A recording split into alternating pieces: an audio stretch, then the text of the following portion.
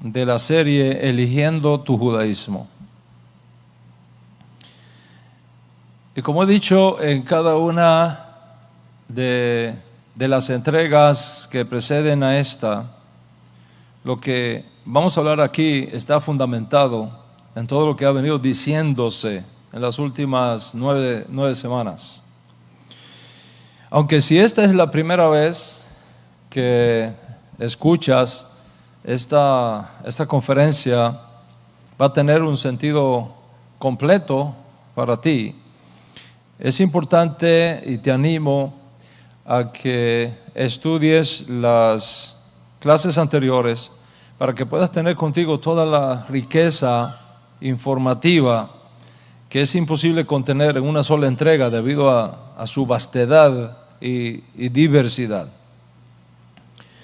Y valorando su importancia y por el bien de todos los que están en contacto con esta clase por primera vez, diré aquí algunas de las cosas que yo considero siempre debemos tener en cuenta. Es decir, esta serie, Eligiendo tu Judaísmo, no sale del aire, no surge sin un contexto, sin una razón, sino como respuesta a una serie de malos entendidos que se dan sobre todo en las comunidades emergentes hoy día, tanto judías como de los justos de las naciones, cuando se concurren ciertos comentarios y se escuchan ciertos comentarios que traen desorientación y que tienen el potencial de causar confusión.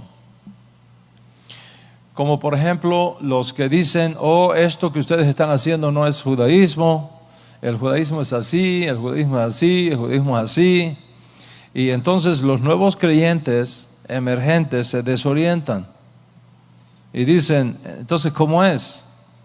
Y existe la posibilidad de que reine la confusión, la desorientación, la perplejidad y por supuesto el desconcierto. Y en esta serie aclaramos estas cosas para que ni la anarquía ni los desarreglos teológicos tengan lugar. El segundo comentario que tiene el potencial de crear desorientación y perturbación entre los nuevos creyentes, especialmente entre los nuevos judíos emergentes de entre las naciones, es el que dice, nuestro judaísmo es el único que existe, el único válido, el judaísmo que ustedes practican no es legítimo, no es reconocido, etc. Y tienes que saber que tanto el primer comentario como el segundo no tiene fundamento alguno. No tiene fundamento alguno. Que no existe en el día de hoy un judaísmo que sea exactamente igual al judaísmo que recibimos de Moshe, ni existe hoy día un judaísmo que sea único y monolítico con excepción de los demás. El judaísmo que nosotros conocemos hoy día en el mundo es el resultado de adaptaciones, es el resultado de contextualizaciones necesarias para hacer relevante en las nuevas condiciones del pueblo la antigua fe. ¿Cómo hacer relevante lo que no cambia de la Torá a las nuevas condiciones sin alterar la esencia del único judaísmo que hemos recibido del cielo a través de Moshe Rabenu desde Sinaí? Y estos cambios que se van dando en la historia de las comunidades judías en diferentes latitudes del mundo explican las diferencias de costumbres, prácticas y ritos que marcan la belleza pluralista del judaísmo recibido. Nadie, por tanto, puede decir, yo represento al único judaísmo que existe y los demás están equivocados. Nadie puede decir, mi judaísmo es el único autorizado y los demás están condenados. Tenemos que aceptar la unidad en la diversidad. Y en tercer lugar, lo que ha causado el surgimiento de esta serie, Eligiendo tu Judaísmo, son ciertas campañas montadas por algunos que antes eran nuestros amigos y que ahora se han vuelto nuestros adversarios por nuestra firme posición con respecto a Yeshua como Mesías, sobre todas las cosas, y al Código Real como literatura confiable y digna de ser recibida por todos. Y nuestros ex amigos se la pasan enviando videos, correos, criticando nuestro judaísmo, hablando atrocidades de nosotros, incluso al extremo de compararnos con Hitler y con Mussolini, y haciéndole creer a los incautos que siempre existen que estamos endemoniados, que en nosotros opera un Ruach Tameh, un espíritu sucio, y que nuestro judaísmo no sirve, que el único judaísmo auténtico es el que ellos ahora profesan sin Yeshua y sin el Código Real. Y estos ex amigos están usando tácticas deceptivas. Y le dicen a los incautos, no le hagas caso a Adán ben Abraham. No hagas caso a Adán ben Abraham. Mira, te voy a dar este link para que tú escuches otros rabinos, para que tú veas otras alternativas de los verdaderos rabinos, los rabinos que sí son reconocidos aquí en Israel. Y entonces les envían links y les envían videos y conexiones para que escuchen a los rabinos que niegan a Yeshua como Mashiach y que tienen entre sus objetivos destruir la fe en Yeshua como Mashiach y por supuesto destruir la legitimidad del Código Real que sostenemos todos los que creemos que Yeshua es el Mesías. Claro, los incautos se creen estas cosas porque están buscando su identidad, están buscando sus raíces y son extremadamente vulnerables. Ellos correctamente no quieren saber nada de idolatría, no quieren saber nada que huela a idolatría. Y entonces son muy fáciles de influir al ver un lugar que está rodeado de letras hebreas, banners hebreos, libros en hebreos, personas con hermanos nuestros que usan los peyot largos, bien largos, ¿okay? Que se igualan al cabello de Absalón, el hijo de David que fue capaz de levantarse contra su propio padre y que Dios Bli Ayin Hara tuvo que castigar colgándolo en un árbol para que aprenda el significado de lo que quiere decir honra a tu padre, para que tus días se alarguen en la tierra que el Eterno tu Dios te da. Entonces muchos de estos nuevos creyentes se dejan impresionar por los fundamentalistas vestidos de ropas antiguas de las que se usaban en la Edad Media y caen en la trampa semejante a la que tenía en mente el profeta Oseas cuando en su profecía, capítulo 7, dice algo extraordinariamente importante. Oseas capítulo 7 dice, mientras yo curaba a Israel, mire la fuerza de esta palabra, dice el profeta Oseas, mientras yo curaba a Israel, se descubrió la iniquidad de Efraín. Israel, en el contexto de este capítulo 7 de Oseas, significa ahí el pueblo judío. Quiere decir el hermano mayor que nunca vendió su primogenitura, que nunca se fue de la casa de su padre, como hizo el hermano menor. Y mientras Dios está restaurando, bendito sea su nombre, al Estado judío y está sanando a nuestro pueblo judío, dice el profeta, o sea, se va a descubrir la iniquidad de Efraín. Efraín representa el hijo pródigo que cambió su herencia, que se fue de la casa de su padre, que abandonó a su hermano judío, que se fue a una provincia apartada y allí vivió con rameras.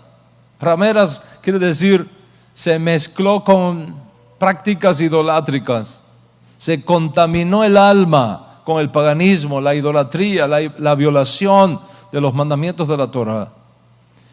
Y dice el profeta Oseas, mientras curaba a Judá, mientras yo estaba curando a Judá, a Israel, al pueblo judío, se descubre la iniquidad de Efraín. ¿Y cuál es el problema que el profeta Oseas ve en Efraín? ¿Quién es Efraín? Efraín representa al hijo de Israel que pierde su identidad judía, que pierde su identidad hebrea, que se mezcla con los pueblos de la tierra. Efraín vino a ser representativo de la monarquía del norte de Israel, que se separó de la casa de David y luego fue enviado a un exilio donde se mezcló con los pueblos idólatras de la tierra. Y cuando estudiamos al profeta Oseas, nos damos cuenta de la tremenda pérdida que tuvo Efraín. Dice la escritura que Efraín perdió el Shabbat, perdió el Brit Milá, perdió los tefilim, perdió Tzitzit, perdió las fiestas del Eterno, perdió todo lo perdió, se volvió un gentil.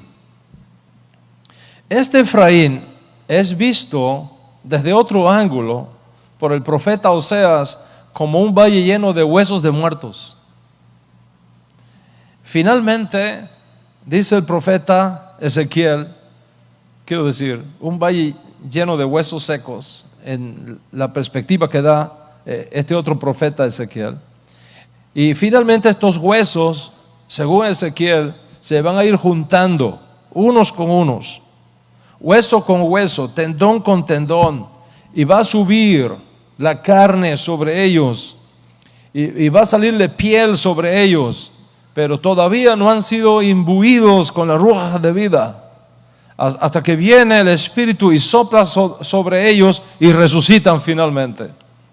Y en ese proceso de restauración que irá teniendo lugar mientras Dios cura a Israel, el profeta Oseas dice que se va a descubrir algo. ¿Qué es lo que se va a descubrir? La iniquidad de Efraín.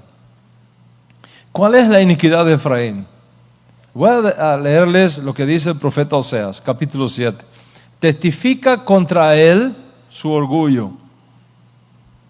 ¿Está escuchando? Se testifica contra él su orgullo, porque no se han vuelto al Señor su Dios, ni lo han buscado. Dice, Efraín es como una paloma incauta, sin entendimiento. Efraín es como una paloma incauta, sin entendimiento. Aquí tenemos, para usar un lenguaje de nuestros días, un Emorai espiritual. Es un Emorai espiritual que hace el profeta Oseas. Y él detecta en ese Emorai espiritual que le hace a Efraín orgullo. Es decir, creerse superior a los demás. Creerse que vale más que los demás o creerse que puede llegar a ser superior a los demás. Eso es típico de las personas que tienen una incorrecta identidad. Típico de las personas que tienen una baja autoestima. Un yo disminuido. Y buscan compensar su autoestima creyéndose superiores. Creyéndose más judíos que Maimónides. Y buscan compensar su baja autoestima golpeando constantemente a los demás y viendo a los demás como un peligro, como una competencia. Se aprenden tres palabras en hebreo o buscan por aquí y por allá en el shopping center de la internet y creen que por leerse un libro de judaísmo ya son más que los demás. Y que los demás no cuentan, que no valen. Y viven golpeando y criticando a los demás. Dice el profeta Oseas, Ki Rafi le Israel benigla avon Efraín. Mientras yo estaba curando a Israel, se descubre la perversión de Efraín.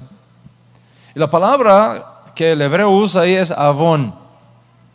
Avon, no la confundas con la compañía que vende bienes de las casas. Avon en hebreo es Ayin Baf Nun Sofit. Ayin Baf Nun Sofit. Es la actitud de yo hago lo que quiera y no pasa nada. Esa actitud, yo hago lo que quiera y no pasa nada.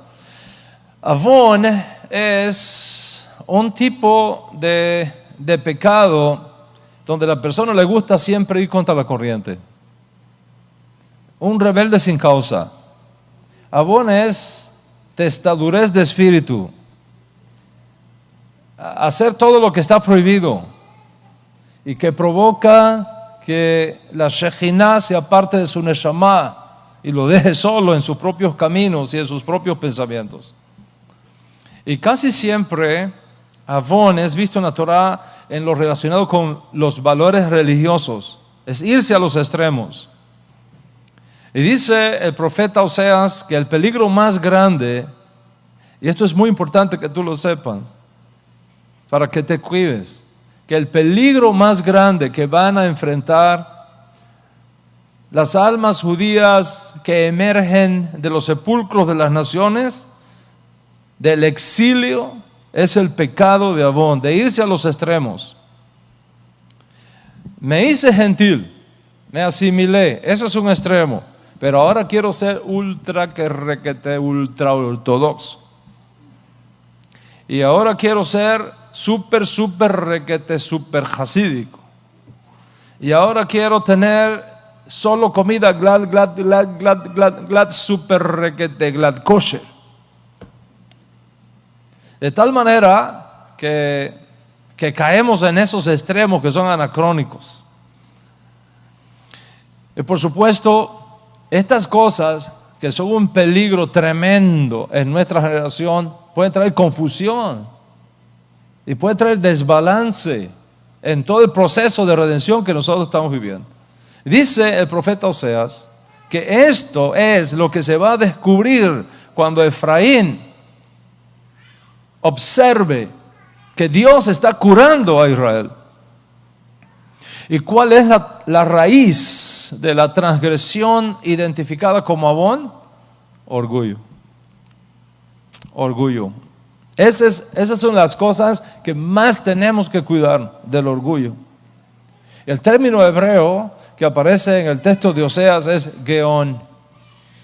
Que no lo confundas con Gaón, que quiere decir erudito. El término es Geón. Gimel, Aleph, Baf, Nun Sofit. Geón quiere decir llamar la atención. Geón quiere decir vestir con pompa, con exageración. Que las cosas se vayan de su nivel, exageradamente. Y uno detecta esto cuando llega a ciertos lugares y se encuentra con esta paloma incauta, que es Efraín, y de pronto quieren usar tzitzit. ¿Qué usa tzitzit? Talit, peyot, kipa. Es decir, todos los atuendos externos que han identificado a nuestro pueblo judío por generaciones. Y cuando uno llega le dice, Rabotai, las cosas no son así. Las cosas no son así, tienes que estudiar, tienes que prepararte. Es un proceso. Tienes que venir, tienes que recibir clases. Posiblemente te va a tomar 1 o 2 años de estudio hasta que tú sepas hacer las cosas bien, para que tengas conciencia de lo que realmente significa ser judío, que tengas conciencia de lo que realmente significa vivir como yehudí. No estamos apurados, tienes que aprender, tienes que ser enseñable. Todo tiene su tiempo. Mientras tanto, no uses tzitzit, no uses talit, no uses kippah en la calle, no uses ninguna de estas cosas que son los 5 mandamientos, que son señales de pacto, según ya hemos establecido en otras clases. Entonces, ¿sabe qué pasa? Se enojan con uno. Se enojan. No es que no duela. Yo he ido a comunidades que me han invitado para hablar de esto y me he encontrado 10, 15, 20 hombres usando talit, tzitzit, tefilín, sin brit milá,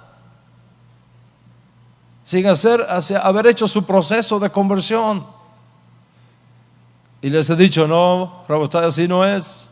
De ahora para adelante, no me usen nada de eso hasta que ustedes terminen su proceso de conversión. Entonces lo van a poder usar legítimamente. Se enojan conmigo. Se enojan. No es que no duela, yo entiendo que duele, pero va más allá del dolor, es el asunto del rechazo. ¿Por qué tengo que esperar? Yo mismo me circuncido. Y se va a un médico que no es un mujer y le dice, aquí estoy, corte todo eso. Y luego me dice, sí, jajam, ya yo tengo el brit milá hecho y todo. Y le digo, no señor, usted no tiene brit milá. Usted tiene circuncisión, pero no circuncisión.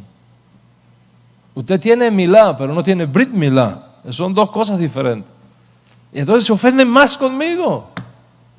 Y me dan la espalda y empiezan a buscar otros rabinos.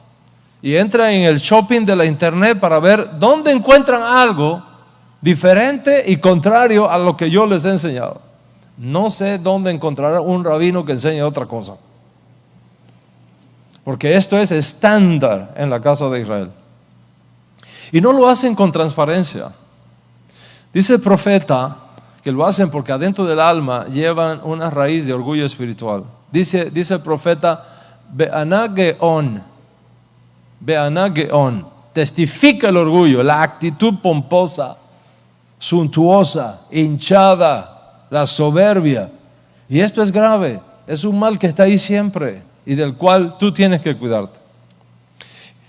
¿Qué es lo segundo que ve el profeta en el alma de Efraín? ¿Qué es lo segundo que ve el profeta en el alma de Efraín? Les voy a leer lo que dice la escritura que ve el profeta en el alma de Efraín. Preste atención. Dice, Velo shavu al Hashem Elohim. Velo shavu. No se han arrepentido, no se han vuelto realmente. No han tenido una auténtica experiencia de conversión al Dios de Israel. No han tenido una auténtica experiencia de teshuvah, una auténtica experiencia de haber sido engendrados de nuevo en el lenguaje místico de nuestro Santo Maestro, del agua y del Espíritu. La teshuvah y el orgullo, Rabotay, son opuestos.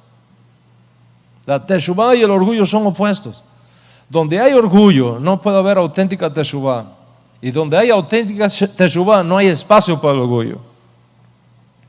Y si al momento de estar escuchando estas palabras, algo dentro de ti comienza a incomodarte y a resentirte, como querer salir corriendo, justo acabas de identificar esa cosa fea que está escondida dentro de ti, esa raíz, y es el momento apropiado para cortar con eso, para desligarte de eso y para ser libre de eso. En otras palabras, tu retorno a la casa de Israel no puede ser con jactancia. Tu retorno a la casa de Israel no puede ser con altivez de espíritu. El hijo pródigo regresa en teshuvah, humillado, reconociendo que no hizo bien, reconociendo que tiene que empezar todo otra vez y que está dispuesto a ser enseñado, corregido y educado de nuevo. ¿Qué más nos dice el profeta? Dice el profeta, Efraín, es decir, una referencia a los que perdieron su identidad y se mezclaron con creencias y prácticas paganas en las naciones, como ya expliqué. Dice, Efraín, ¿qué? ¿Qué es Efraín? Dice el profeta, Vayehi Efraín que Yonah fotá en la. ¿Qué quiere decir eso? Efraín es una paloma incauta, incauta, incauta, en laf, o como dicen los askenazí, en laf, sin corazón, sin corazón. ¿Qué significa fotá?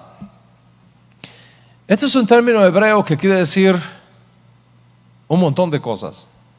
No hay una sola palabra. El término es tan grande en hebreo, tan profundo, que necesitamos un montón de palabras en español para acercarnos a lo que quiere decir ese término hebreo. Ki yonah fotá, es como una paloma fotá. ¿Qué cosa es fotá? Se puede traducir como incauta, incauta, ingenua, ilusa, inexperta, fácil de caer en una trampa. Fotá es una persona que no ve el peligro. Es como un niño que no tiene la menor idea de las consecuencias que puede tener para él y para los que están al lado de él, que ande con un cuchillo afilado. ¿Te imaginas un niño de 3 años, de 4 años con un cuchillo, con una navaja en la mano? Dice el profeta, en laf, sin corazón, es decir, sin entendimiento, confundida, sin conocimiento real del asunto que se está tratando, sin capacidad todavía para poder distinguir las consecuencias que podrían desencadenarse por tomar las cosas a la ligera, incorrectamente. Y Rabotai, estamos viviendo en una generación que justamente está sufriendo este síndrome. El síndrome del orgullo del cual nos habla el profeta Oseas. Y esto requiere una respuesta. Requería una respuesta, demandaba una respuesta. Y es apropiado que en este contexto pudiéramos hablar de estas cosas de una forma transparente, de tal forma que todo el mundo sepa con claridad meridiana quién es quién y qué es qué. Y era necesario hablar del tema así, además, debido al hecho de este resurgimiento en toda América Latina, Iberoamérica y en el mundo entero, allende sus fronteras, de estas nuevas generaciones de comunidades emergentes, integrada por lo que nuestro Santo Maestro identificó como las ovejas perdidas de la casa de Israel. Y estas ovejitas, como niños recién nacidos, son incautos. No tienen un sólido conocimiento necesario para saber cómo conducirse apropiadamente en los caminos del judaísmo. Porque luego que descubren que el judaísmo bíblico, es la única religión del mundo que puede demostrar histórica y científicamente su origen divino, no entienden por qué hay diferentes judaísmos cuando Dios entregó uno solo.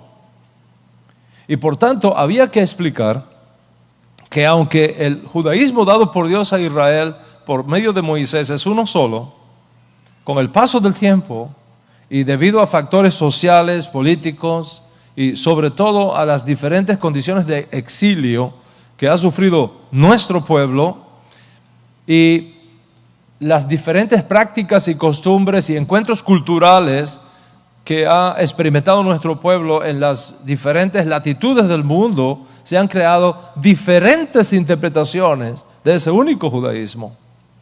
En otras palabras, que el judaísmo único que recibimos de Moshe, hoy día, existe en diferentes formas, diferentes ritos, tradiciones y expresiones que demuestran la pluralidad de expresiones de aquel único judaísmo.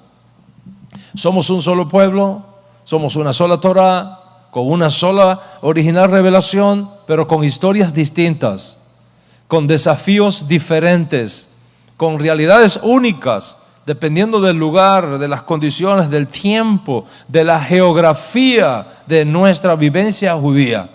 No es lo mismo el judío en los Estados Unidos que el judío en América Latina.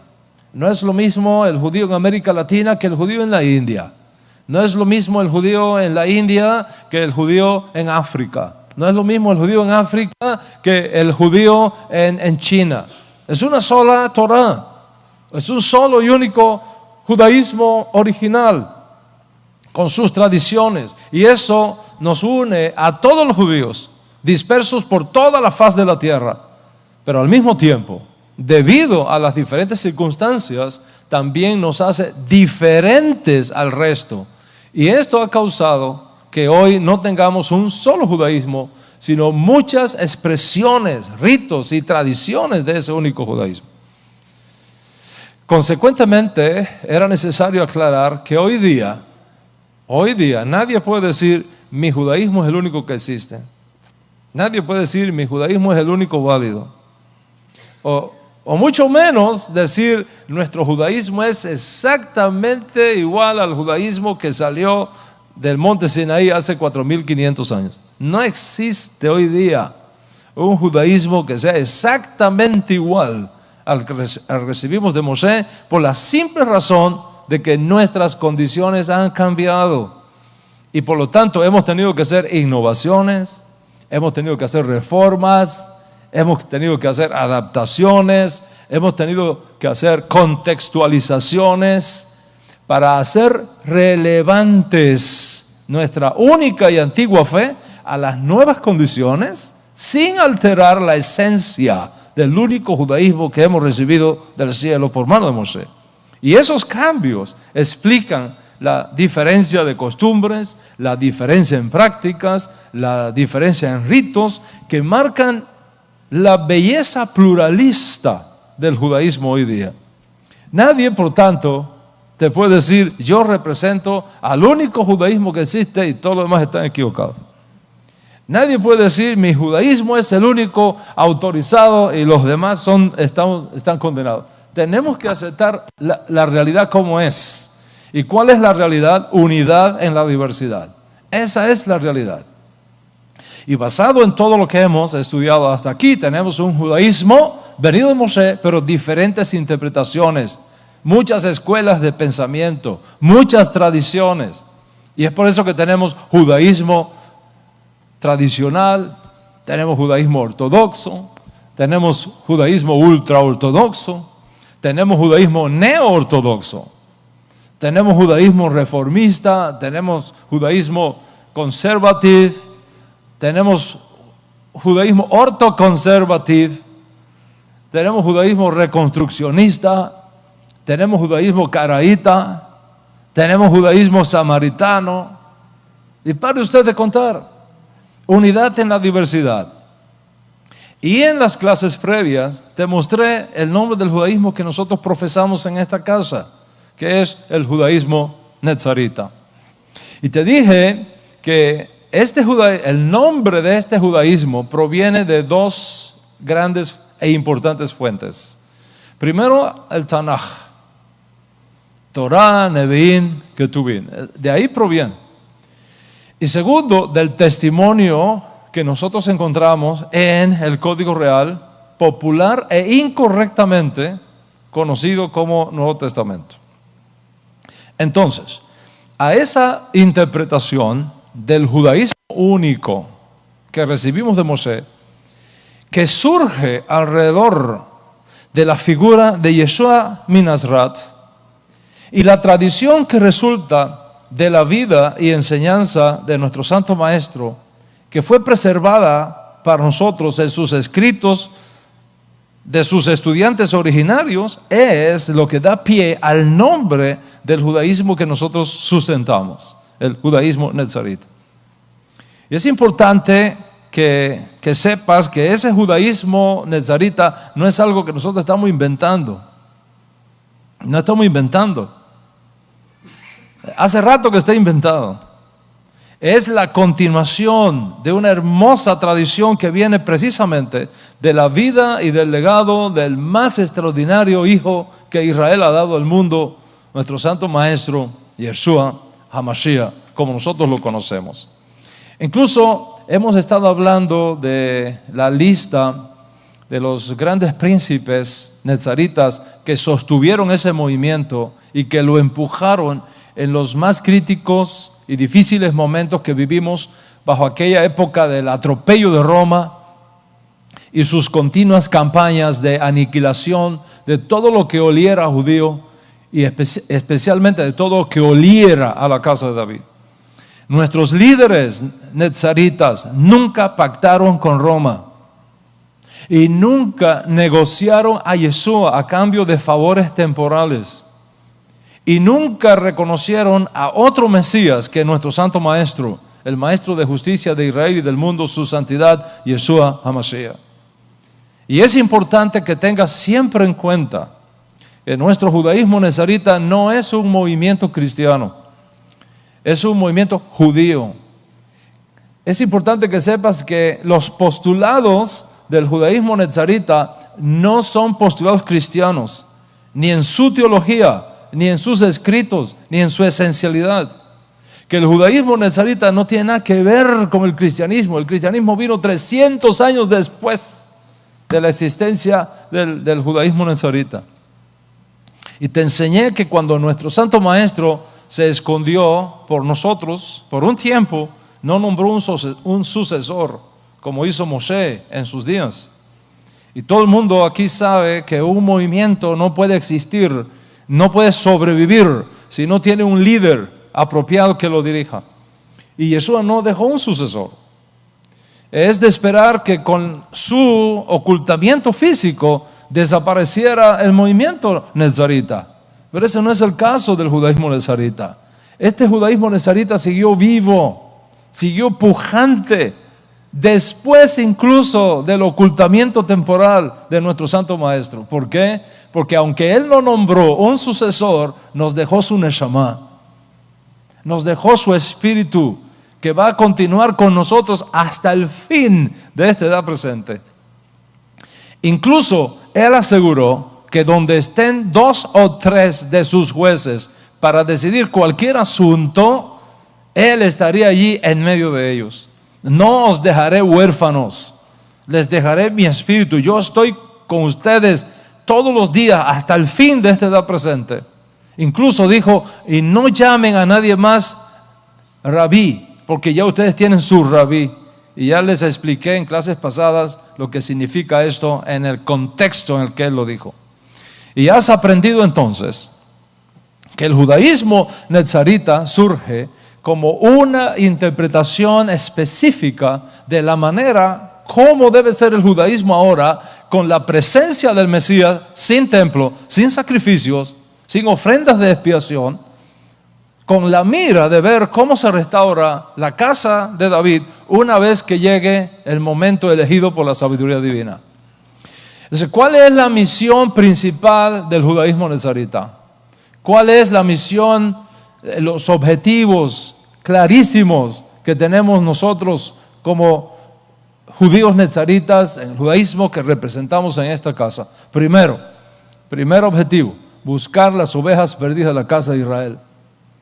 Buscar las ovejas perdidas de la casa de Israel, que están asimiladas en las naciones. Segundo, buscar a los gentiles que están sin una relación de pacto y traerlos bajo una relación de pacto con Dios a través de los méritos de Yeshua Mashiach. Y tercero, educar a unos y a otros en la riqueza de la Torah según aplica a cada uno. Esos son los 3 objetivos básicos y fundamentales. 1, buscar las ovejas perdidas de la casa de Israel. 2, buscar a los gentiles que están sin una relación de pacto. 3, educar a todos en la grandeza de la Torah que nos dio Hashem a través de Moshe Rabbeinu. Ese es el judaísmo nezarita. En la clase pasada hablé de algunos puntos en común que nosotros tenemos con el resto de las diferentes expresiones del judaísmo que existe hoy día, ya sea ortodoxo, ultraortodoxo, o ya sea hasídico. Okay. Hay puntos que son denominadores comunes entre todos nosotros. ¿Cuáles son esos puntos comunes entre todos, incluyendo nuestro judaísmo nezarita? Un solo Dios. Eso es básico y fundamental. Un solo y único Dios. Es decir, la unidad y la unicidad de Dios. No existen dos fuerzas independientes en el universo. No existen dos poderes independientes en el universo. Un solo Dios, un solo y único Dios, el Dios de Abraham, de Isaac, de Jacob, el Dios de Yeshua, el Dios de Israel. Ese es número uno. Dos, una sola y única Torah que Hashem nos dio a través de Moshe Rabén. Y esa única Torah no ha sido reemplazada ni va a ser reemplazada por ninguna otra Torah, porque esa es la enseñanza de nuestro Santo Maestro. Ni una yod, ni una tilde, ni la más pequeña misma de la Torah va a pasar hasta que todo se cumpla. Esas son las enseñanzas de nuestro Santo Maestro. Por lo tanto, los profetas no vinieron para quitar la Torah o para reemplazar la Torah, vinieron para explicarnos la Torah. Los escritos no vienen para ser reemplazantes de la Torah, vienen para explicarnos la Torah. Y el código real no es un reemplazo de la Torah, es una explicación de la Torah estando presente Mashiach. La Torah de Hashem no puede ser quebrantada, dice nuestro Santo Maestro Yeshua Mashiach. Eso es un punto en común que tenemos todos los judíos. Tercer punto en común que tenemos: un solo y único pueblo escogido, Israel. Israel. Y yo quiero que usted sepa, con todo el respeto que usted me pueda merecer, si usted no es sionista, esta casa no es para usted. Ahí está la puerta abierta, se puede ir ahora mismo si quiere. Aquí se ama a Israel, se defiende a Israel, am Israel Jai. Y eso es importantísimo que todos lo sepan. Si usted no está de acuerdo con el Estado de Israel, usted no tiene nada que hacer aquí. Amigo, que le vaya bien, pero aquí somos pro-sionistas, pro-Israel y defendemos la causa de Israel y la causa de Jerusalén. Si me olvidara de ti, oh Jerusalén, pierda mi diestra su destreza y mi lengua se pega a mi paladar si de ti no me acordare. Somos sionistas de sangre, de adentro, del corazón, del alma. Porque no podemos ni siquiera, por enseñanza de nuestro Santo Maestro, ni siquiera podemos jurar por Jerusalén, porque es la ciudad del Rey. Y estos son asuntos no negociables para nosotros. Y en cuarto lugar, un punto que nos es común es una sola y única esperanza de un mundo mejor. La esperanza de la resurrección de los muertos, la revelación del reino mesiánico, donde finalmente la paz y la justicia se abrazarán para siempre, llevando así a toda la humanidad, sin dejar nada fuera, al propósito final para el cual Dios la creó. Esos son puntos no negociables, esos son puntos que no se pueden cuestionar, esos son puntos que no se pueden discutir, que no se pueden arguir en nuestra fe judía. No importa si es ortodoxa, no importa si es conservative, no importa, estamos ahí todos pegados en esos principios. Todos creemos estas cuatro cosas fundamentales y estas cuatro cosas nos unen a todos y nos mantienen a todos en línea con Dios, en línea con la Torah, con nuestro pueblo Israel y con el futuro de la humanidad. En la clase pasada, no obstante, explicamos algunos puntos que son diferentes en nosotros y que en ese sentido nos separan de las otras expresiones del judaísmo que existen en el mundo y que hace de nuestro judaísmo algo peculiar y único. La diferencia más importante es la figura de Yeshua como Mashiach. Esa es la diferencia más importante. Ese es el cornerstone. Es el fundamento de todo esto. La diferencia que establece nuestra fe en la figura de Yeshua como Mashiach. Y voy a explicar este punto aquí debido a lo neurálgico de este tema. Desde nuestra perspectiva,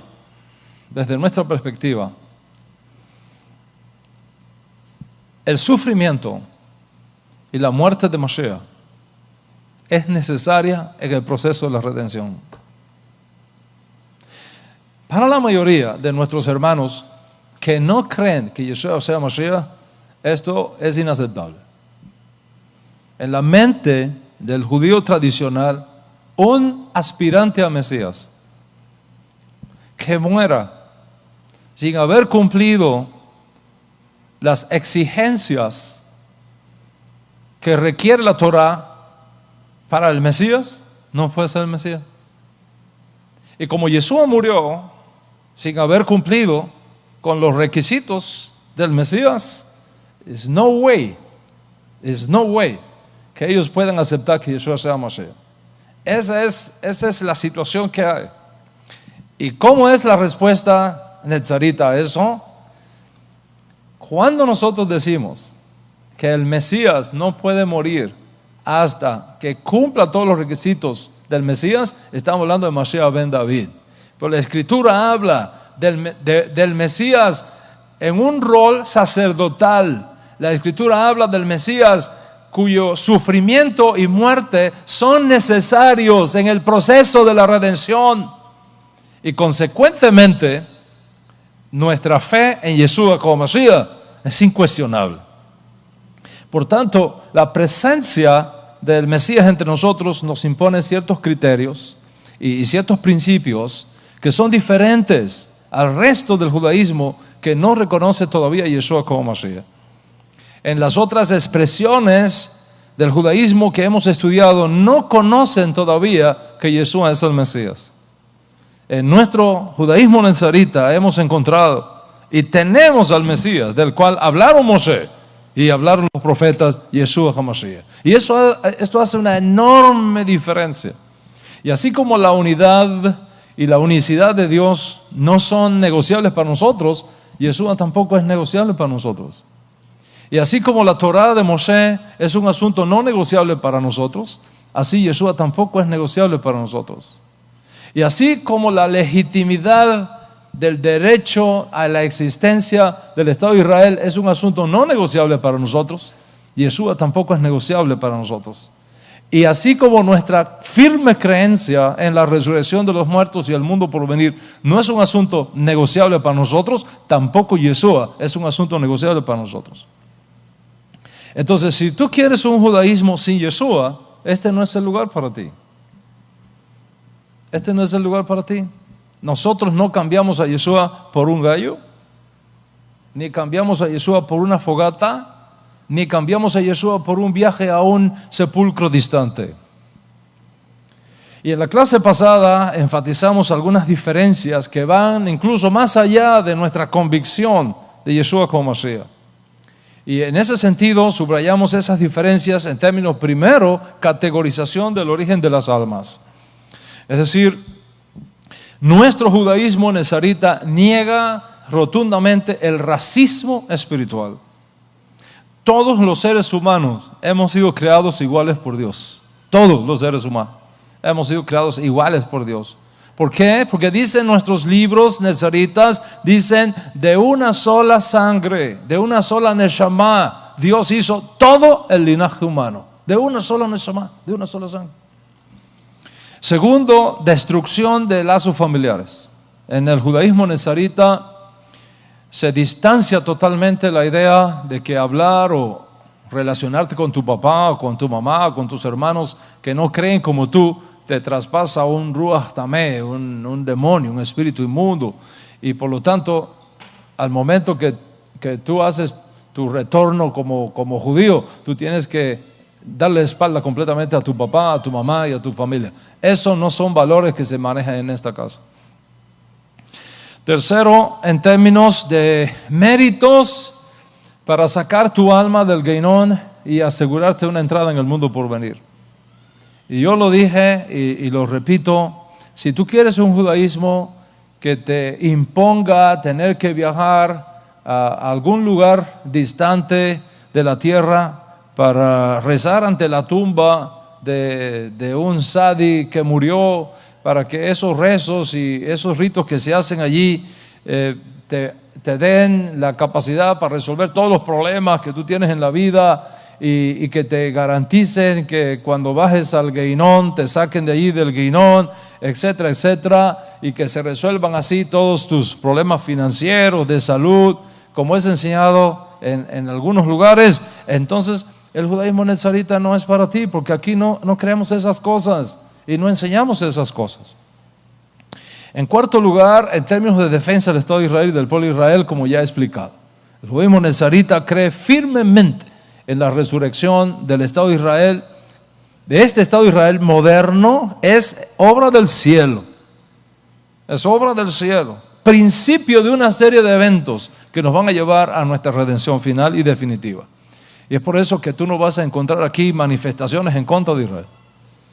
Y aquí no vas a ver a ninguno de nosotros quemando banderas de Israel.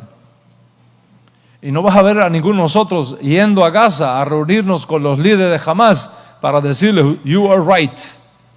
Ustedes son los que tienen derecho a gobernar en Israel y a abogar por el desmantelamiento del Estado de Israel. No vas a encontrar a ninguno de nosotros en ese juego. Eso para nosotros es un asunto no negociable. I have to hold myself talking about that. Es una absoluta vergüenza. Una absoluta vergüenza.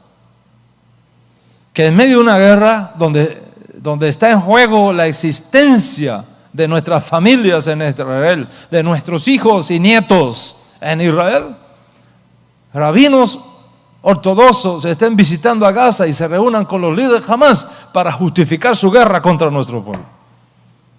Si tú quieres ese tipo de judaísmo que anda jugando al gambito, por el día con Israel y por la noche con Hamas, my friend, the door is there. You can go out immediately for this place. This is not a place for. Esto es un asunto no negociable en nuestra comunidad, en nuestra alianza y en nuestro judaísmo nezarita.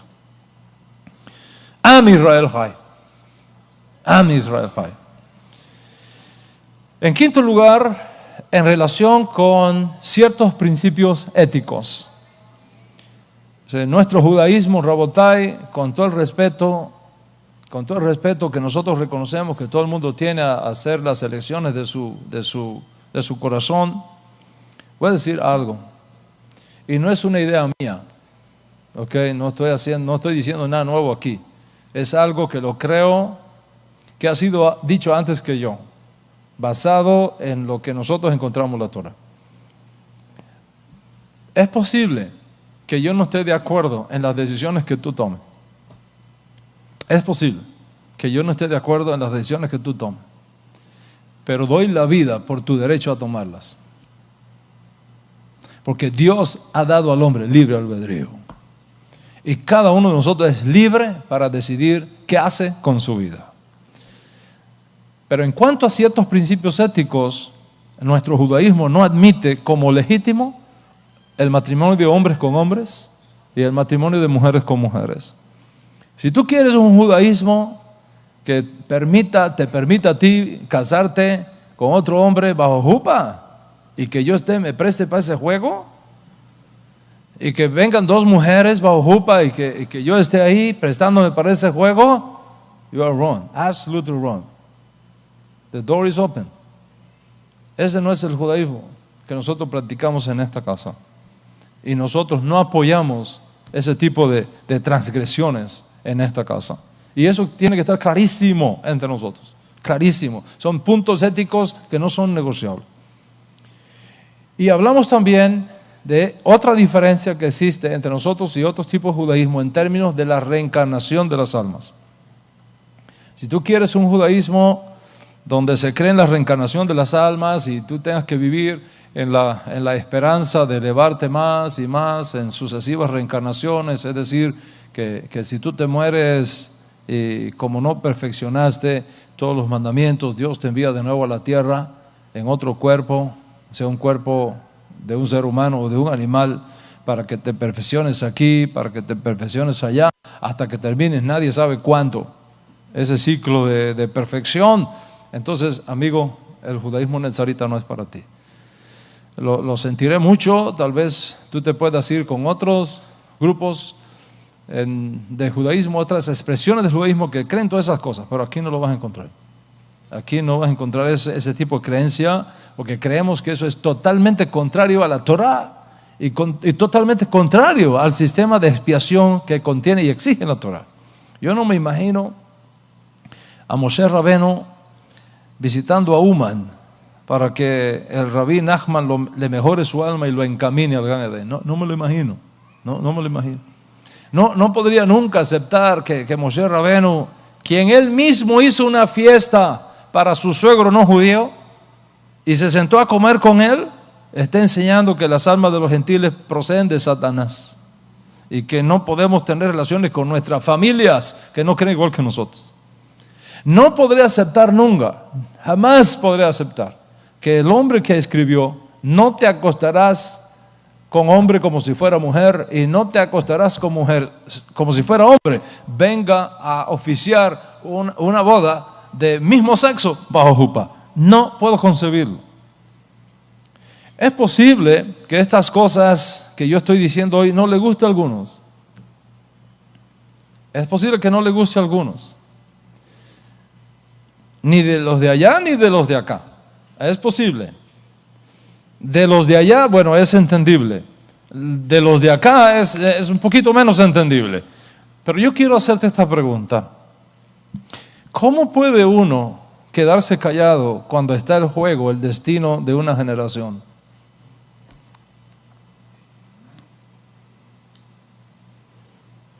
Think about it. ¿Cómo puede uno guardar silencio cuando se levantan voces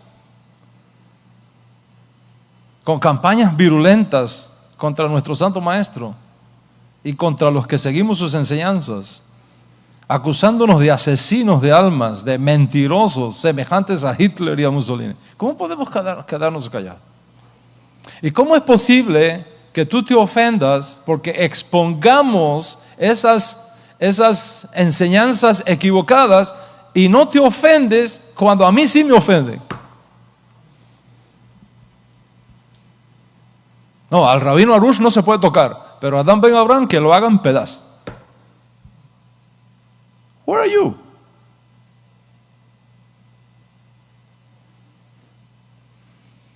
Who you are? ¿En qué lado tú estás? Ese es un tiempo de definiciones. Y yo no quiero aquí a nadie en esta comunidad, ni en ninguna de las comunidades de nuestra alianza, que tenga el corazón dividido. O estamos con Yeshua o no estamos con Yeshua. No podemos tener un pie en Breslov y un pie en el judaísmo netzarita. O enseñamos la doctrina Breslov o enseñamos la doctrina netzarita. No podemos estar enseñando cosas mezcladas.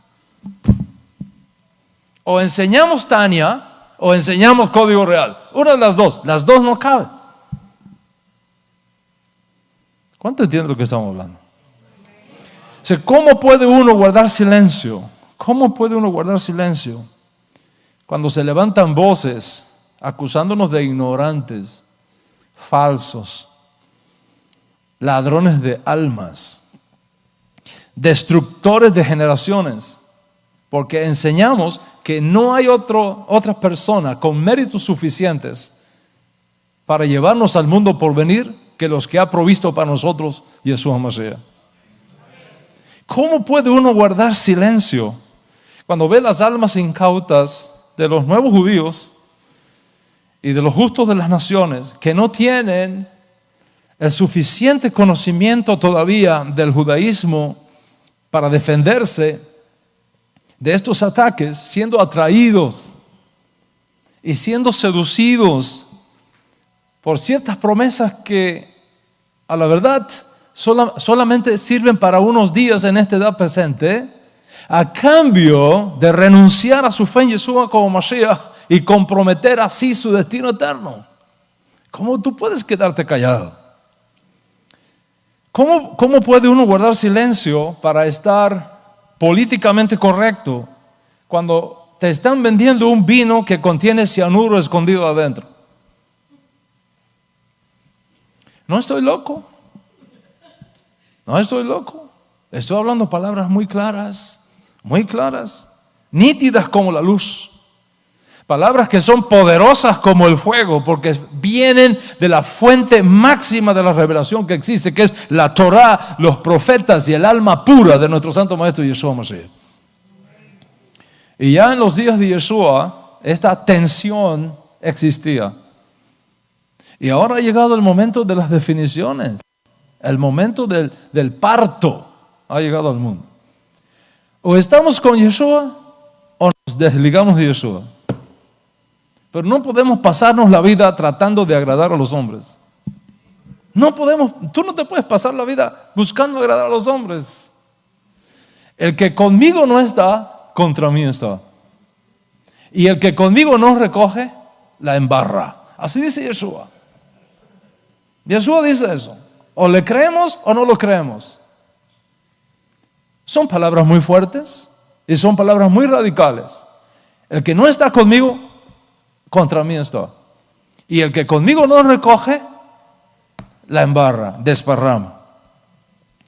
Son palabras de radicalidad absoluta, de compromisos absolutos, de lealtades absolutas, sin términos medios. O eres frío o eres caliente, pero no hay términos medios. O estamos con Yeshua o nos desligamos de Yeshua. Pero no podemos pasarnos la vida buscando ser recibidos, buscando ser reconocidos por los hombres, mendigando aceptación, mendigando amor, mendigando reconocimientos, al tiempo que comprometemos nuestros principios y nuestra fe en Yeshua como Mashiach, ya sea callándonos frente al terrorismo espiritual de nuestra generación o haciéndonos cómplices para estar políticamente correctos. Y te dije que ya en los días de Yeshua esta tensión existía.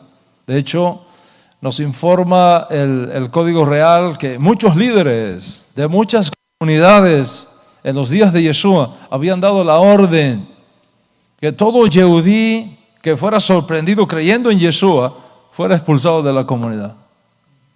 Desde los días de Yeshua. Y el Código Real nos dice más todavía. Nos dice que incluso muchos Kohanim, sacerdotes, reconocían a Yeshua como Mashiach, pero no lo decían porque amaban más la gloria de los hombres que la gloria de Dios. Amaban más la gloria de los hombres que la gloria de Dios. Y Rabino Shaul escribió: si tú buscas agradar a los hombres, tú no puedes ser siervo de Dios. Si tú buscas agradar a los hombres, entonces ya tú no eres siervo de Dios. Entonces mi pregunta en esta conferencia para ti es: ¿a quién estás buscando agradar? ¿A los hombres o a Dios? ¿A quién sirves? ¿A los hombres o a Dios? ¿A quién vas a tener que dar cuenta de tus hechos? ¿A los hombres o a Dios? ¿Y de quién vas a recibir tu recompensa en el día final? ¿De los hombres o de Dios? ¿Qué tipo de judío quieres ser? ¿Uno que es reconocido por los hombres o uno que es reconocido por Dios? ¿Dónde están tus lealtades? ¿Con los hombres o con Dios? ¿Para qué quieres hacer tu conversión al judaísmo nezarita?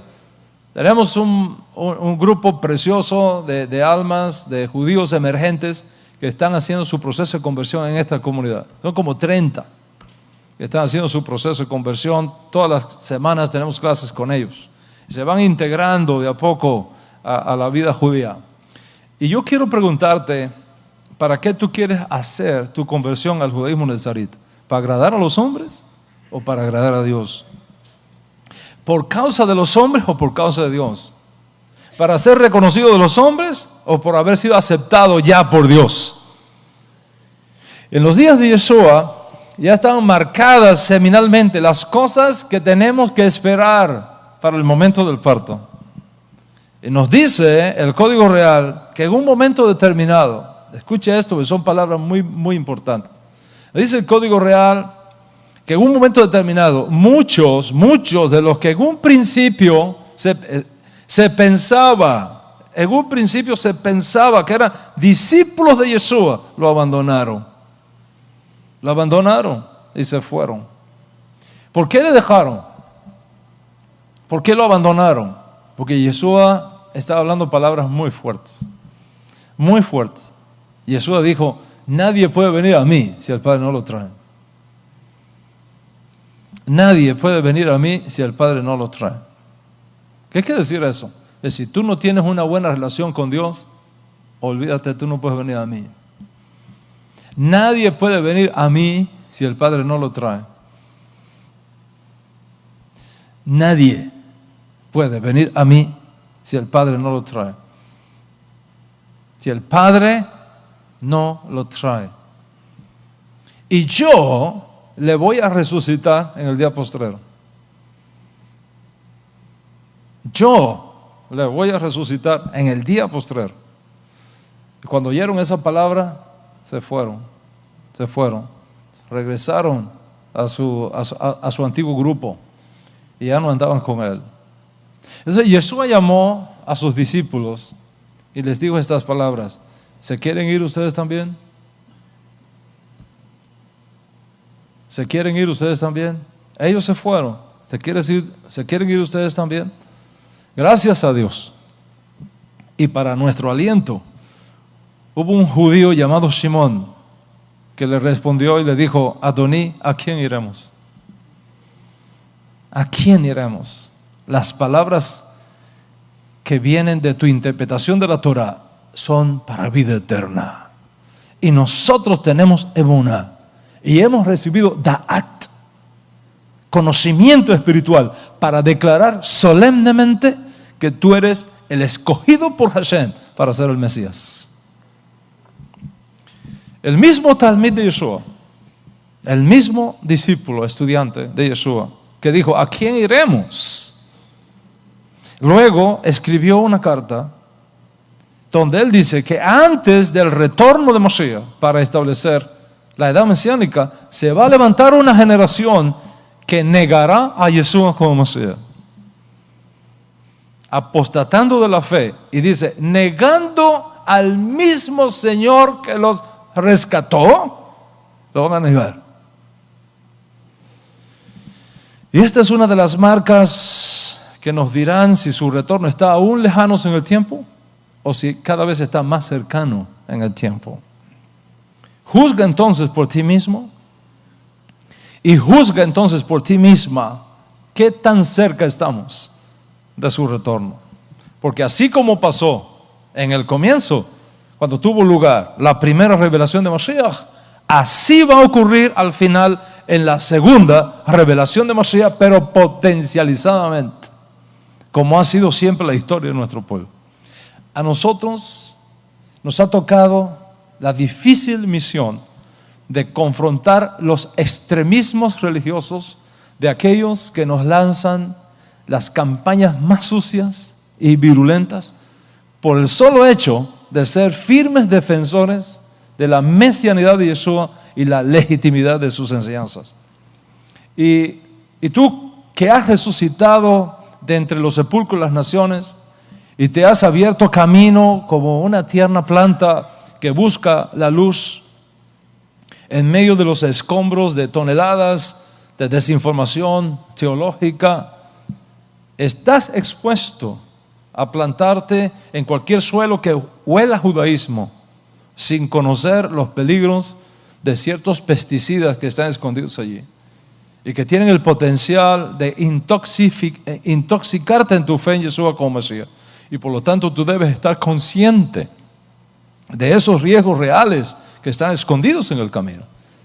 Y es mi responsabilidad mostrarte todas las opciones para que luego, si eliges un judaísmo donde se te exija desligarte de Yeshua, no puedas decirme nunca que no se te advirtió, que no se te aconsejó. Quiero que tengas la mejor información que yo pueda darte, porque siento en mis hombros la responsabilidad de hacerlo por encomienda misma de mi maestro. La información es necesaria para que hagamos decisiones correctas. Mira tu vida hacia atrás y verás que en la inmensa mayoría de las veces que cometiste errores fue por falta de información. La mayoría de nuestros errores en la vida es el resultado de incorrectas información. Si tú hubieras sabido cómo eran las cosas, no hubieras cometido los errores que cometiste. Y los errores, Rabotai, muchas veces se pagan caro. Y si eso es cierto en lo relacionado con esta edad presente, imagínate cuánto no será más cierto tratándose del mundo por venir. Vamos a movernos entonces hacia adelante con nuevas ideas que quiero compartirte y espero terminar pronto esta serie porque ya quiero hablarte de otras cosas, pero estas eran necesarias debido al contexto que estamos viviendo. Frente a los hechos que están expuestos delante de ti, deberás también conocer ciertos hechos que tienen que ver con la esencia misma de tu fe nezarita, de nuestro judaísmo nezarita. La primera cosa que quiero compartirte, porque tengo que ser y procuro ser totalmente honesto contigo, es que el judaísmo nezarita es pluralista. Pluralista. Es decir, al igual que el resto de los judaísmos que hemos estudiado, donde prevalece la diversidad, así también en el judaísmo nezarita prevalece la diversidad. Y esto es necesario que lo conozcamos para no caer en la ilusión de que nuestro judaísmo nezarita es igual, exactamente igual a los días de Yeshua. No es cierto. El judaísmo nezarita nuestro del siglo XXI no es igual al judaísmo nezarita de los días de Yeshua. Nuestro judaísmo no es una copia del judaísmo nezarita de los días de Yeshua por la simple razón de que el mundo ha cambiado. El mundo ha cambiado, ha llovido mucho desde aquellos días a los nuestros. Los desafíos que nosotros tenemos hoy día no fueron los desafíos que ellos enfrentaron. Vivimos en dos tiempos diferentes. Muchos hijos de Israel, luego de la división de la monarquía y posiblemente antes, se establecieron en lo que hoy día se conoce como Sefarad.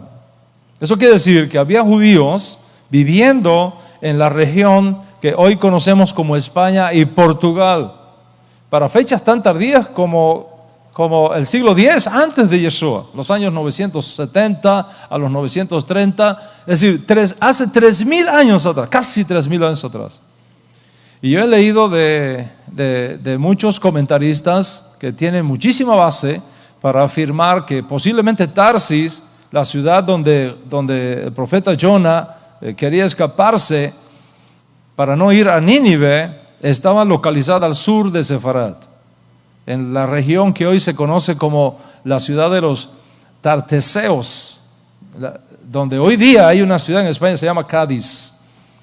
Si esto es así, y hay muchas razones para creerlo, se vuelve entonces más entendible por qué él se quiso ir para Tarsis. Es decir, me voy y me refugio en una comunidad judía que ya estaba habitada en aquellos días. Y cuando los romanos conquistaron todas esas regiones, muchos judíos salieron de Israel y se establecieron en esas áreas.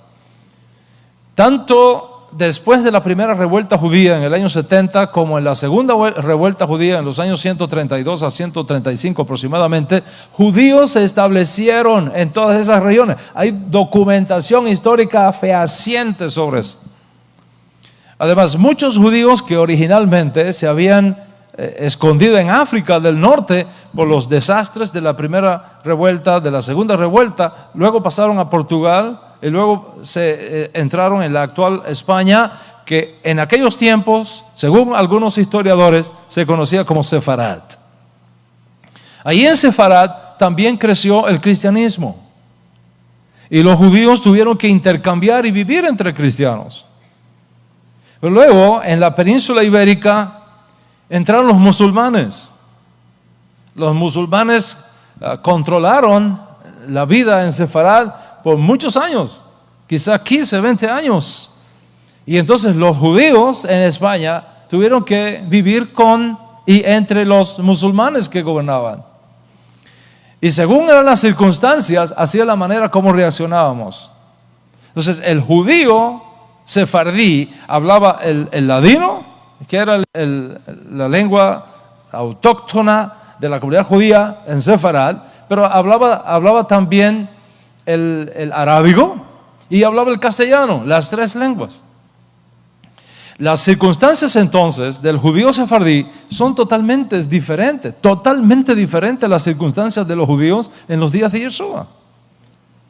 Los judíos hispanos, en la inmensa mayoría de los casos, todos nosotros que estamos aquí, en la inmensa mayoría de los casos, somos descendientes de los judíos sefardíes, de los criptos sefardíes, de los marranos sefardíes, de los anusín sefardíes, como son conocidos en la historia. Los judíos sefardíes que mantuvieron su identidad judía fueron totalmente diferentes a los judíos que vivieron en la época de Yeshua y que seguían a Yeshua en Eretz de Israel. Los judíos sefardíes criptojudíos, es decir, los que vivían culturalmente una cosa y escondidamente otra cosa, muy parecido a los anusín, que eran políticamente cristianos, pero escondidamente judíos, vivieron un mundo totalmente diferente a los de los discípulos de Yeshua en el siglo I. El criptojudaísmo o el anusim judaísmo es una forma moderna que intenta definir la realidad de los hechos de ciertos y difíciles periodos de la historia judía en Sefarad. En todo caso, el judío sefardí tradicional, como el cripto judío, como el anusín o los nuevos cristianos, como se conocen, constituyen la raíz espiritual de donde procedemos todos nosotros. Y por tanto tuvimos que interactuar con el cristianismo por un lado y tuvimos que interactuar con el islamismo por el otro lado, según fueron dándose los diferentes hechos históricos en diferentes momentos en la historia de Sefarad. Lógicamente, no se puede decir que el judaísmo nezarita de hoy día es igual al judaísmo nezarita del siglo I. Son circunstancias totalmente diferentes, circunstancias incluso desconocidas en el judío del segundo templo, cuando no había cristianismo en el mundo, cuando no había islamismo en el mundo. Por tanto, decir que nuestro judaísmo nezarita es el mismo que de los días de Yeshua es una ilusión. Nosotros no estamos resucitando el judaísmo nezarita de los días de Yeshua. ¿Por qué? Porque las circunstancias nuestras son totalmente diferentes a las circunstancias que los judíos nezaritas vivieron en el primer siglo. Y si a este hecho unimos la realidad histórica del resurgimiento de los nuevos judíos y de los nuevos justos de las naciones en nuestra generación, decir que ahora nosotros somos una copia de nuestros hermanos nezaritas del primer siglo sería engañarnos a nosotros mismos. ¿Qué es lo que tenemos del judaísmo nezarita del primer siglo? Tenemos su legado. Tenemos el legado, tenemos la historia. Tenemos su canción, tenemos su sustancia, pero en condiciones totalmente diferentes. Y por lo tanto no podemos caer en el error de convertirnos en fundamentalistas ilusos, pretendiendo que podemos darle marcha atrás a la historia o girar hacia atrás las manecillas del reloj del tiempo de la historia. La mayoría de nosotros provenimos étnicamente de Sefarad. Y por lo tanto somos, culturalmente hablando, sefardíes. No existía tal cosa en los días de Yeshua. El judaísmo nezarita en los días de Yeshua no conoció nada de los decretos de expulsión de los reyes de España.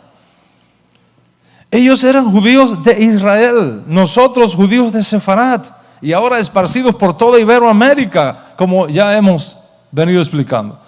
Por lo tanto, nuestro judaísmo nezarita en su esencia teológica es nezarita, pero en su expresión cultural es sefardí.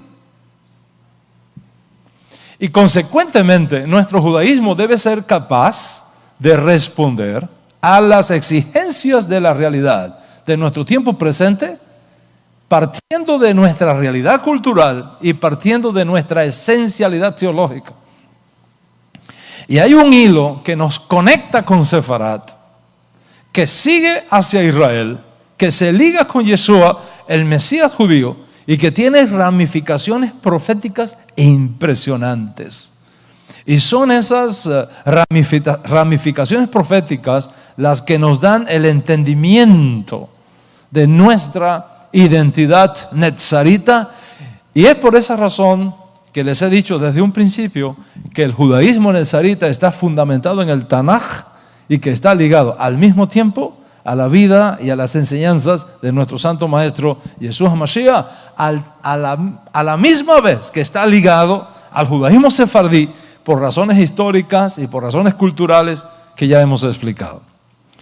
Recuerda siempre esto: nuestro judaísmo nezarita como nombre nos viene de estas dos fuentes centrales: el judaísmo del Tanaj y el judaísmo del Código Real. Y ya yo he explicado en conferencias pasadas la información sobre la fuente del judaísmo nezarita que nos viene del Código Real. Se vincula con la figura de Yeshua, el Mesías de Israel, nacido en Betlehem, pero criado en Nazaret o en Nazaret. De paso voy a decir algo acá que viene como anillo al dedo. Algunos arqueólogos, como James Train, por ejemplo, afirman que Nazaret no se encuentra mencionado en fuentes judías anterior al siglo III después de Yeshua. Y por supuesto, los enemigos de Yeshua toman esa información para decir que ni siquiera esa ciudad existió, que es una ciudad fantasma. En realidad, la falta de mucha evidencia sobre Nazaret no demuestra que no existía, sino cuán poco importante era en los días de Yeshua. Y digo de mucha evidencia porque no es cierto que no haya evidencia. Recientemente, y para ser exacto, en el año 2009, el arqueólogo israelí Yarden Alexander encontró restos arqueológicos en Nazaret, probablemente de los días de Yeshua mismo, no solamente del judaísmo del segundo templo, de los días de Yeshua mismo, que demuestran, más allá de cualquier duda razonable, la existencia de familias judías en Nazaret, mucho antes del tercer siglo, como decía este otro arqueólogo. Y basado en todos estos informes arqueológicos que tenemos hoy día, se considera que en el tiempo de Yeshua, el pueblito de Nazaret o de Nazaret tenía una población judía muy pequeña, tal vez 70 familias. No llegaba a 500 personas el barriecito, la aldeíta. Además de eso, los historiadores nos informan de una tableta que tiene una inscripción romana sobre un castigo que se impondría sobre cualquiera que fuese encontrado robando tumbas. O sea que antiguamente la gente algunos tenían la costumbre de, cuando enterraban muertos, guardarle cosas de valor. La gente iba a las tumbas. Ya esas cosas no existen hoy día, ¿ok? Excepto la historia de los cubanos que fueron acusados, los estudiantes de medicina, que es algo que nos toca a los cubanos muy de cerca, ¿no? En todo caso, hay una inscripción romana que se encontró de una prohibición de estar robando cosas de las tumbas, y esa tableta está en la biblioteca de París, en el Museo de París, ¿okay? Esa tableta data del año 50 de nuestra era, es decir, 20 años después de Yeshua y 20 años antes de la destrucción del templo de Jerusalén. Está en la Biblioteca Nacional de París. Bueno, no se sabe y no podemos decir que exactamente esa tableta provenía específicamente de Nazaret, pero lo que ha sido encontrado por el arqueólogo Yarden Alexander aumentan las posibilidades de creer más allá de cualquier duda razonable que procede de ahí. Y esto es lo que ha llevado a algunos arqueólogos, como es el caso del señor Finnegan de Princeton University, a afirmar lo siguiente, y cito: Nazaret era un asentamiento fuertemente judío en la época romana. Ahí está la evidencia. Son evidencias contra el esfuerzo de algunos misioneros judíos contemporáneos que insisten en desinformar al público incauta que está en la internet afirmando que no existía tal ciudad como Nazaret en los días de Yeshua, que es un invento posterior al siglo III. Y esta información es lo que ha llevado a otros expertos a afirmar que el esfuerzo por negar la existencia física de Nazaret o de Nazaret en los días de Yeshua es arqueológicamente hablando indemostrable, como acaba de publicar el arqueólogo británico Ken Duck en una obra que él escribe respondiendo al libro de El mito de Nazaret que escribió un señor llamado Frank Sindler en el 2008. Entonces, cuando uno pone todo esto y cuando uno aclara todo esto, entiendes mejor por qué dije que hay un hilo que nos conecta con Sefarat, que sigue hacia Israel, que se liga a Yeshua como Mashiach y que tiene ramificaciones proféticas impresionantes. ¿Cuáles son esas ramificaciones proféticas impresionantes? Te dije que el nombre de Nazrat o Nazaret viene de dos fuentes. Viene del Tanaj, Torah, Ketuvim y profetas. Recuerden que Tanaj no es una palabra, es un acróstico para hablar de las tres secciones en que está compuesta la escritura hebrea. ¿Okay? Torah, Neviim y Ketuvim. Torah, profetas y los escritos considerados sagrados. Y del código real. Nazrat en hebreo se escribe así, y lo tengo aquí en estas piedritas con las cuales yo juego mis clases de Cábala. Ok, aquí están la Nun, ¿verdad? La Nun, la Sadik, aquí está la Sade, ok, aquí está la Sade, está la Resh, y está la Taf. Aquí está la Taf. Esas son las 4 letras que componen el nombre de Nazrat. ¿Okay? A ver si son buenos estudiantes. ¿Cómo se llaman? Nun, Sade o Sadik, como dicen algunos. La Resh. ¿Ok? ¿Y cuál es la otra? La Taf. Ahí están esas 4. ¿Ok? Recuerda que las letras hebreas tienen 3 valores. Tienen valor simbólico, tienen valor profético y tienen valor matemático. ¿Ok? Un valor profético significa que cada vez que encontramos, presta atención, un valor profético significa que cada vez que encontramos una palabra hebrea que comparte un mismo shoresh, una misma raíz, con un mismo valor matemático, hay una conexión profética entre ellas. Un valor simbólico es semejante a los símbolos que regulan el tránsito, por ejemplo. Son marcas simbólicas. Tienen un nombre técnico. ¿Okay? Por ejemplo, tú vas a un restaurante y tienes necesidad de ir al baño. Y vas a la zona de los baños y no encuentras la palabra hombre o mujer por ningún lugar. Pero ves la figura de una mujer en una puerta y la figura de un hombre en otra puerta. ¿Qué te está diciendo ese lenguaje?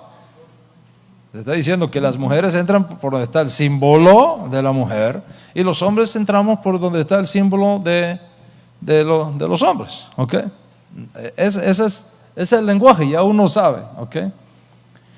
Por ejemplo, nos dice el código real que cuando Yeshua murió, el procurador romano colocó un letrero encima de la cabeza, ¿ok? Encima de la cabeza, en 3 lenguas, las 3 lenguas más importantes que se hablaban en los días de Yeshua. El latín, que era la lengua de los decretos imperiales, todos los decretos imperiales en latín, es lógico, es la lengua del imperio de Roma, ¿ok? Está en latín. Estaba en griego. El griego era la lengua franca del turismo, de los negocios en la cuenca del Mediterráneo. Estaba el griego. Y estaba el hebreo, que era la lengua de los judíos en los días de Yeshua. Hebreo y arameo, las dos cosas se mezclaban ahí unas con otras. más hebreo que arameo, las dos. La gente movía, eso es como el Spanglish de aquí, okay, de la calle 8 en Miami. All right. ¿Qué fue lo que se colocó encima en la parte de arriba del madero donde Yeshua fue crucificado? Okay. Se colocó ahí esa palabra en latín. Les pido perdón a los que hablan latín, pero yo soy peligroso con el latín. Okay. Pero más o menos esto es lo que pusieron encima. Y esos nazarenos, rex, okay, iudaeron, en latín. Okay. Se abrevia INRI. Se abrevia INRI. En griego, Jesús hanazariots habasileos ton judaion. Ese es en griego. Jesús hanazaraios habasileos ton judaion. Eso está en griego. Y en hebreo, Yeshua hanazri bemelech hayehudim. Eso está en hebreo.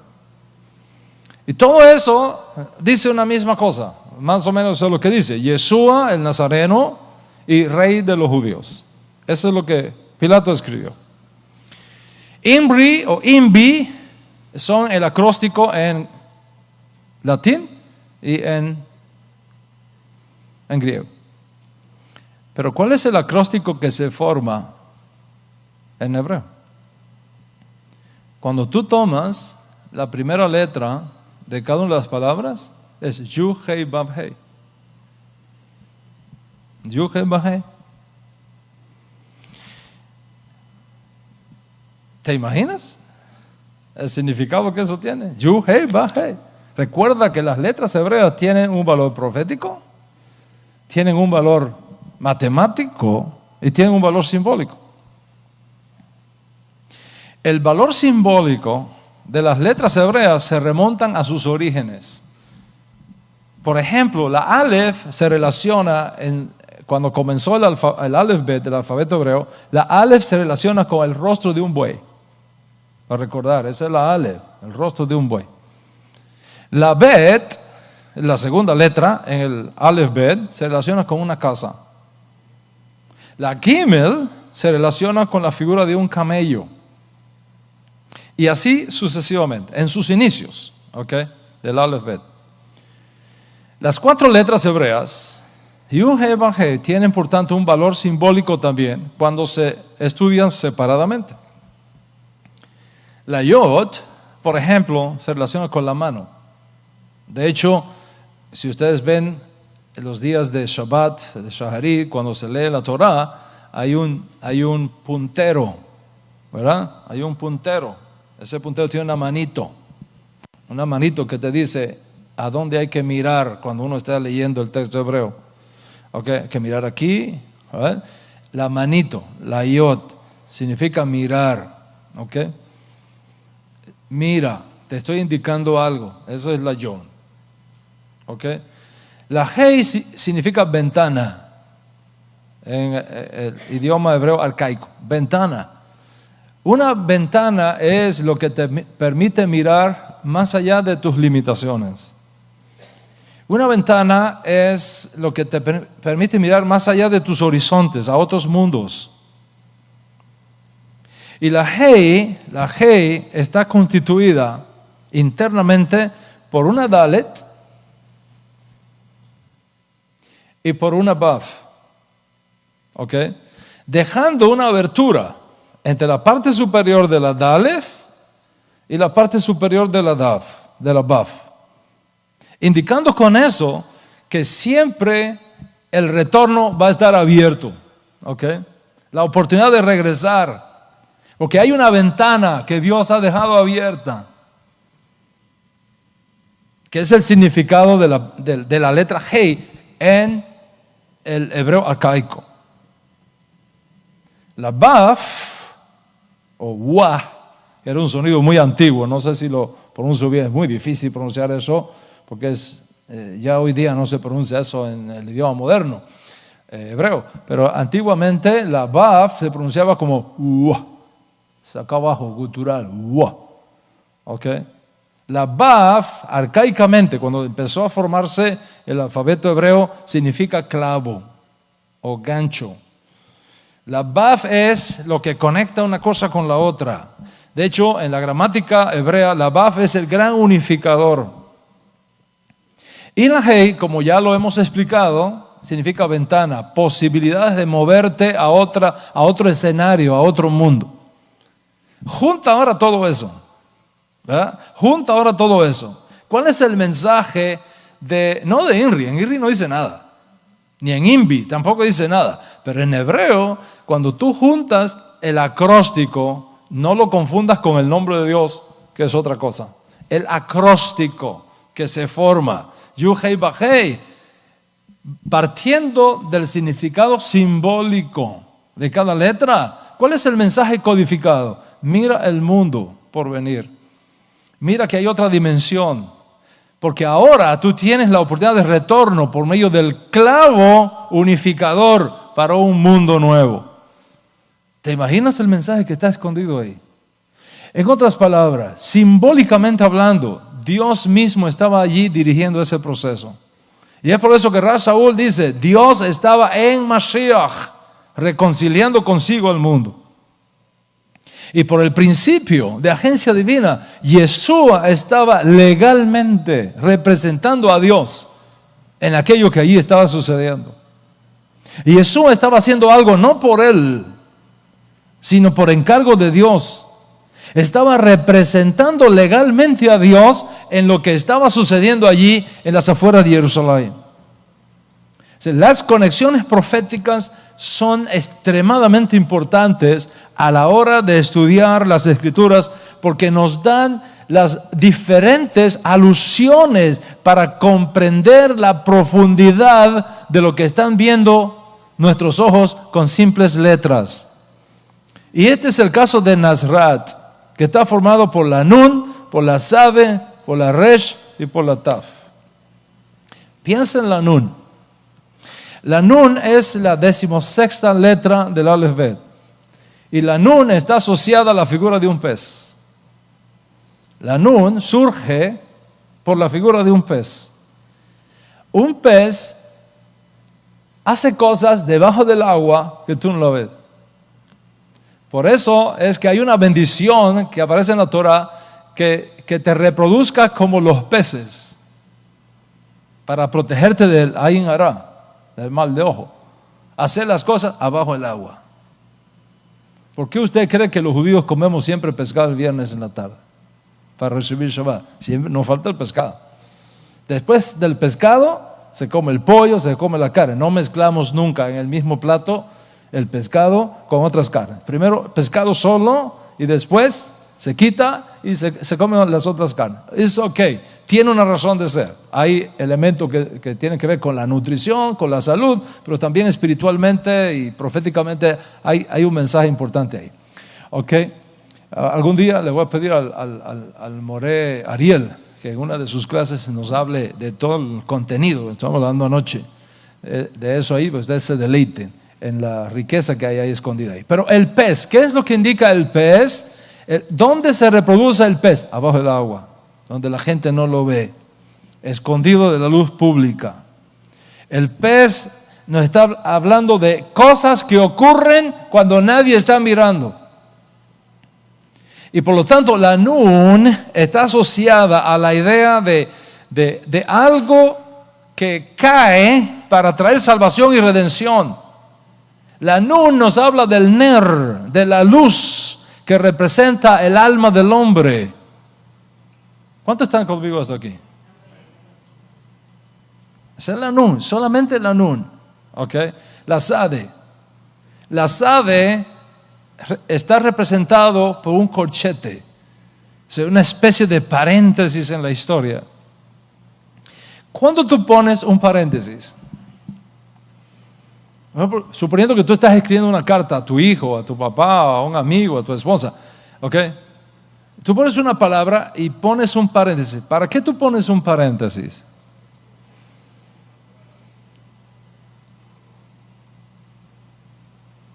Entre otras cosas, tú pones un paréntesis para explicar algo adicional, para que se entienda mejor lo que acabas de decir. En otras palabras, Dios está diciéndonos, aquí estoy haciendo un paréntesis. Va captando el mensaje que está escondido ahí. La sade es sinónimo de sadik. Quiere decir la vida recta, la vida del justo que trae redención. De hecho, la sade es lo que está detrás de sedaká, de hacer justicia. Mire el simbolismo de las 4 letras que compone Nazrat, la ciudad donde se crió Yeshua. Luego tenemos la Resh, ¿ok? La Resh significa cabeza. La idea de comienzo, de Reshit, de un líder que da comienzo a algo nuevo. Esa es la Resh. Y finalmente la Taf. La Taf es la nota final, lo que concluye algo que se inició, lo que termina algo. Entonces, cuando tú tomas todas estas letras que forman el nombre de Nazrat y unes todos los significados simbólicos que están ahí, el mensaje que recibimos es extraordinario. Dios escogió ese lugar y los padres de Yeshua, tanto su papá como su mamá, fueron guiados allí por inspiración divina para enviarnos un mensaje escondido. En este pueblito que nadie conoce, que es pequeñísimo, yo estoy haciendo algo, ¿ok? En este pueblito estoy haciendo algo a escondidas de la vida pública, el pez. Estoy haciendo un paréntesis necesario en la historia, la sabe. Estoy formando un rosh, un líder que dará inicio a un reshit, a un nuevo comienzo que concluirá todo mi plan de redención, la Taf. Mire las riquezas que hay solo en el nombre. Y eso sería el valor simbólico de Nazrat. Pero ahora veamos el valor numérico. El valor numérico. Cada letra hebrea tiene un valor numérico. El valor numérico es como sigue. La Nun tiene un valor numérico de 50. Ok, ve llevando en tu mente. La Nun 50. La Shade 90. La Resh 200. Y la Taf 400. Cuando sumas todo eso, 50 más 90 más 200 más 400, ¿cuánto es? ¿Cuánto?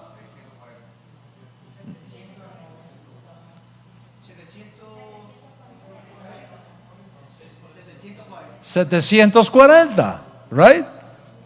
Suma otra vez, 400 más 200, ¿cuánto es? Más 90 más 50, 740. Ahora vamos a seguir las reglas de la gematría, ¿verdad? Para reducir al máximo, a su más simple expresión. 740 es 7 más 4 más 0. ¿Cuánto es 7 más 4 más 0?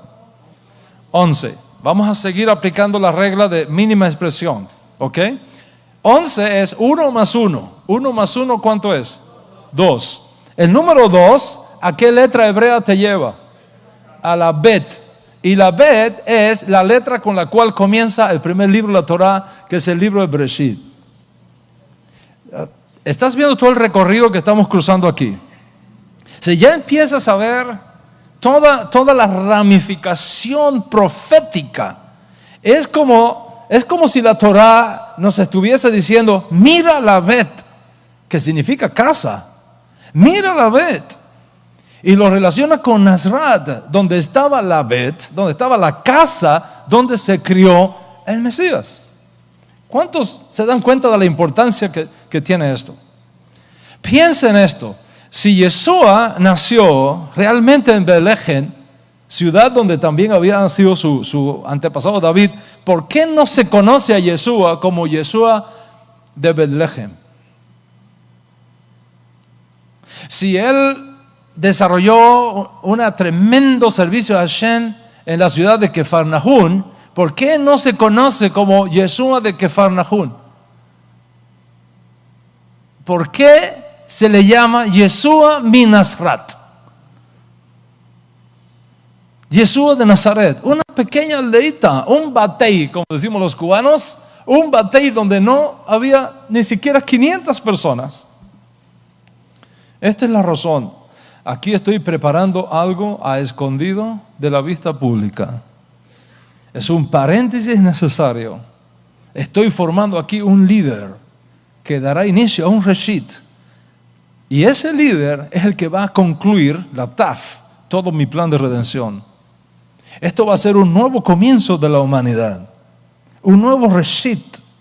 Y así como la historia de la creación comienza con la Bet, así he decidido que la historia del mundo por venir comience con la Bet, pero con una Bet diferente a la que comencé esta edad presente.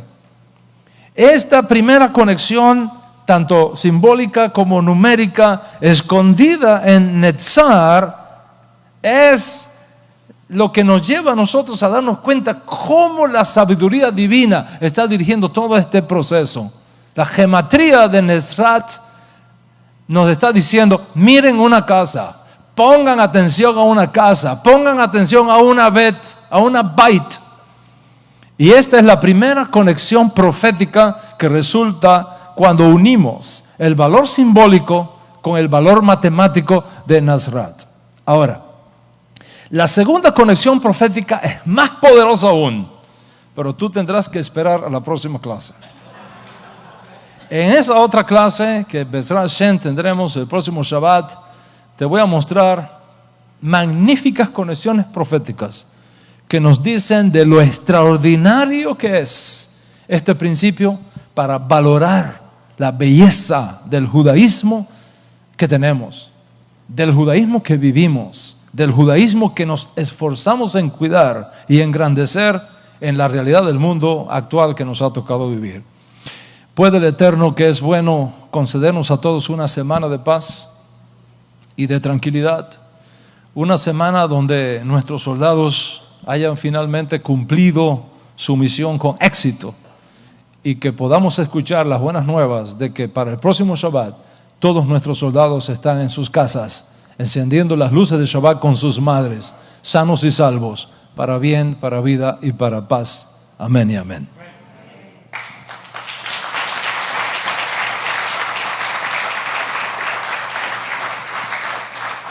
Vamos a estar en pie un momentito para